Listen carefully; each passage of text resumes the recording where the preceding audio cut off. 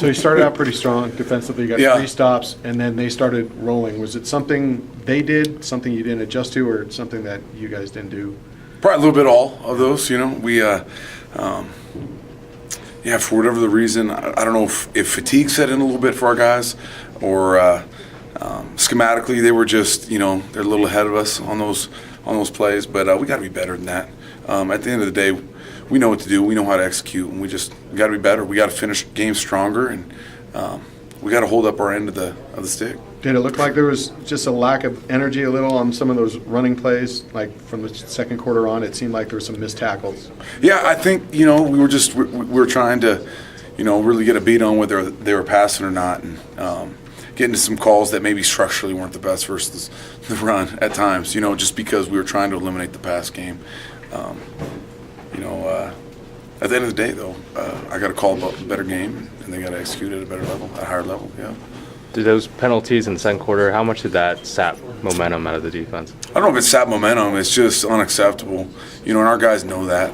I think we pride ourselves on being disciplined and not giving anything away. And obviously, when you have unnecessary penalties like that, it hurts. And it especially when it's critical third downs. When we're getting them off the field. I mean, that's when points are involved. So we got to be better regarding that.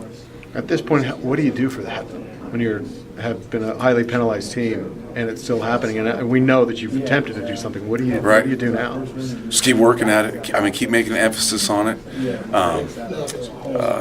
It's something that it's unfortunate and it's a little disappointing because of the players that we have are very conscientious, and I know, for example, that's not in his character at all. To do something like that and get a late hit. So it's just something we got to be more conscientious of, continue to emphasize, and hopefully we remedy it that way. It seems like there's been kind of a tendency in these games when you take the lead to kind of let off the gas pedal a little bit. What do you tell the guys when you see that kind of continually happening? Right. Do you yell at them? How do you respond in these situations? Yeah, it's just something we got to continue to emphasize. I think you make a great point that it's almost like a bit of sigh of relief when we start to get a lead and get into a situation where I don't know if we're dominating, but we're in a position that we're definitely in control. Maybe it's part of the maturation process of this team. We got to find a way that we just keep when the pedal's on and we're being successful at what we're doing, just to keep going and to really try to bury teams. How much is Eric Hendricks really kind of the safety gap for this defense? I don't even know. I think he had 16 tackles today. Phenomenal football player. I was just talking to our guys about that. I mean, he's a guy that if he's not in that Buckus Lombardi conversation, then there's something wrong with the system. He's a guy that he shows up every Saturday. I mean, he shows up every day. He's a guy that just he's devoted to his craft and he works his butt off on a daily basis, on the field, off the field. He's the complete package. I mean, he's the type of kid that I got into coaching for. Really, he's an absolute stud. How much has youth and kind of inexperience shown, I guess, in some of these games, especially when you aren't letting out the gas pedal? Right. Maybe a little bit, and these are all just amazing coaching opportunities, for our team, for our defense, and it's stuff that these young players that are getting a ton of playing time right now can hopefully reflect on and grow from. How do you maybe foster more of like a killer instinct at the end of games, especially at this point in the season?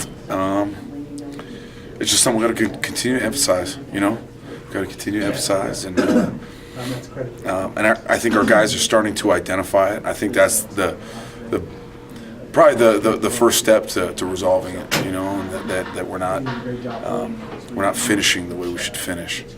So it's something that I know our guys, because of their commitment to this game and to this team, they'll get it fixed. How much did you see the defense kind of lock down on those 2 overtime possessions for Colorado? Yeah, I mean, at the end of the day, you gotta find a way to win at the end, and for them to play as well as they did in the overtime periods and to come up with some big stops and force field goals, I was extremely proud of them. Yeah. How tough is that to go 2 series in a row to play defense. How do you get them mentally prepared for that? Because Right. that's not the way football works. Right. I mean, it's the reality of the situation. So you just go. You understand the fact that obviously we're fatigued, but at the same time, their offense is just on the field, so they're fatigued as well. So, I thought they did a great job of responding to it, especially the fact that was our first overtime opportunity. Now it's something that we've practiced multiple times, so hopefully that was a big part of their success in it. But yeah, they handled it like champions. They did. We did win, right? I think I'm just so. making sure. The line of questioning. We'll have I'm to just check making on sure we that. won. We'll have to check on that. We got to Okay. keep this going. We got 3 players All here right. now. Hold